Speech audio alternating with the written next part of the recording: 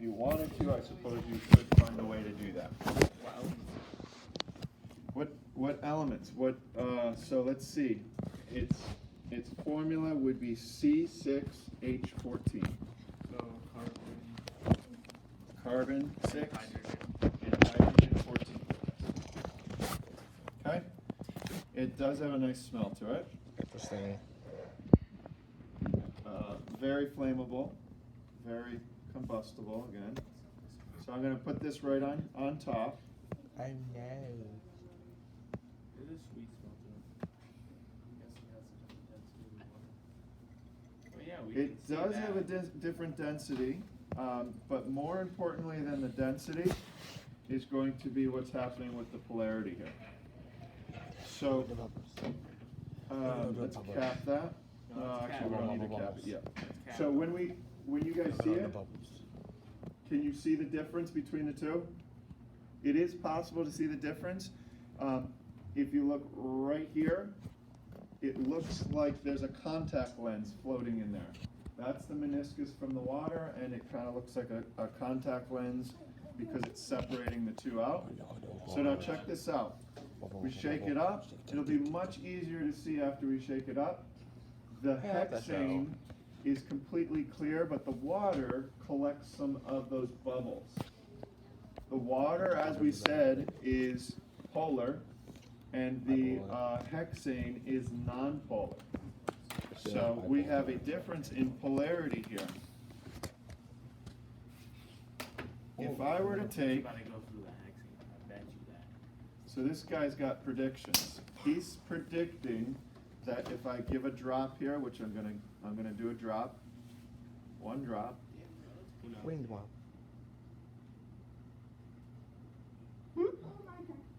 It's game day, baby.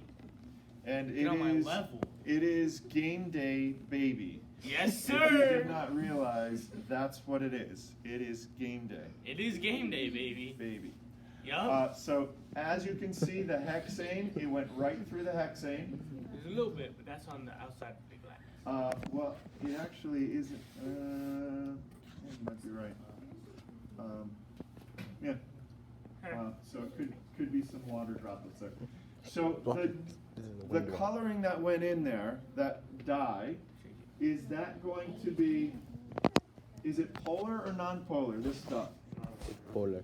Polar or non-polar? Polar.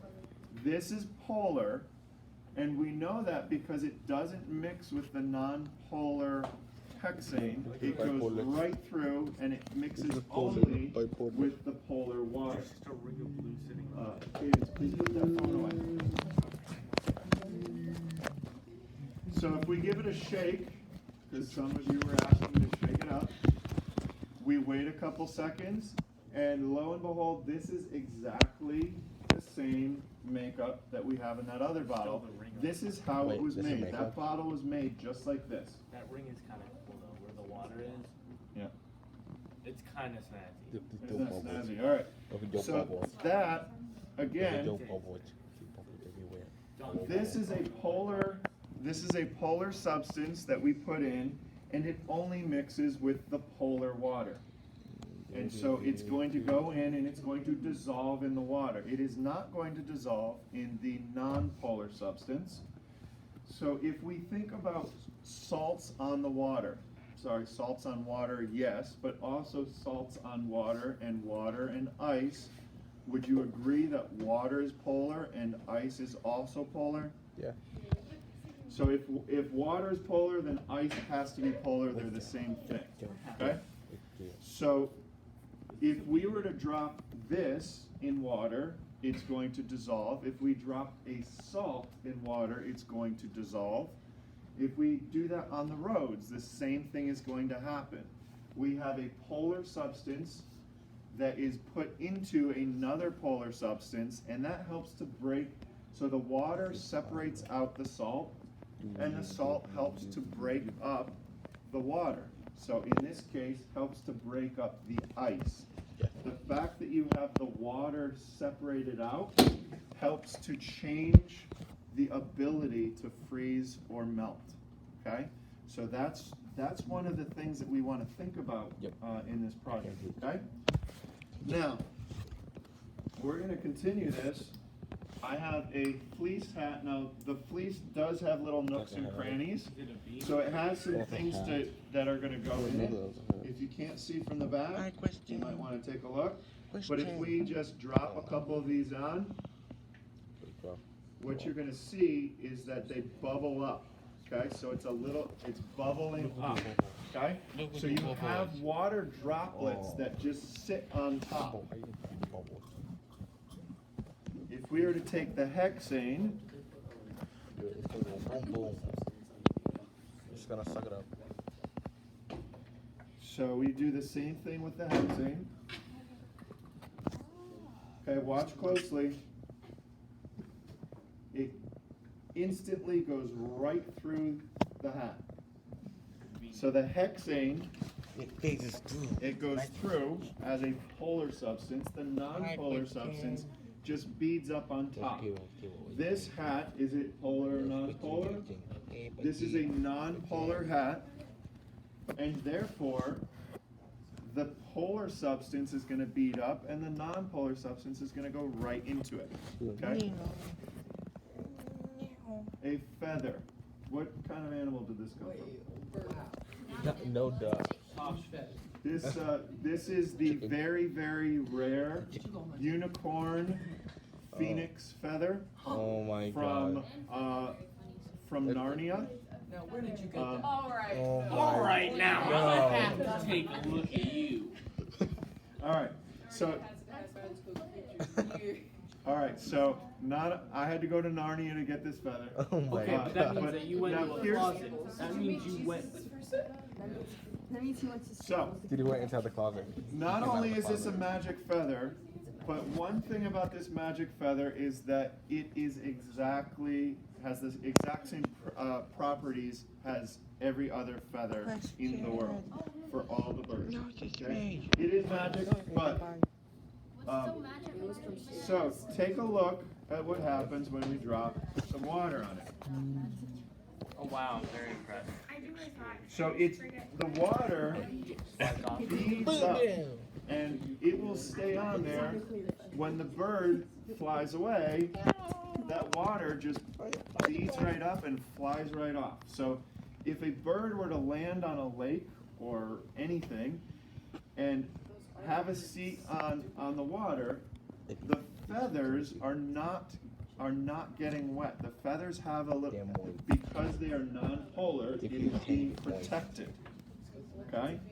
So if you could imagine that we all right now, in the amount of clothes that we have on, all went in and jumped in a lake right now, all of our clothes would be very, very heavy. You don't know how many layers there are. Okay? I have But 50 if layers on. But if we had special clothes that did not allow the water, so if we had specialized clothes that did not allow the water to soak in, then we could simply flap our wings and fly away like a bird.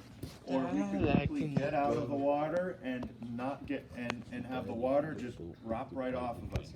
We would step out of that water and the water would just go down. We wouldn't have to worry about our clothes being very, very heavy.